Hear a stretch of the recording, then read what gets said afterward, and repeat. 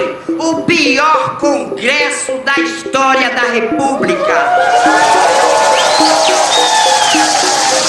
O judiciário egocêntrico e parcial. Um governo, senhor presidente, que nós entendemos o porquê, enfraquecido, acorrentado às alianças e conchavos para se manter no poder, e ainda uma quantidade considerável de veículos de imprensa que fazem um papel sujo para o sistema dominante. Não respeitam as leis,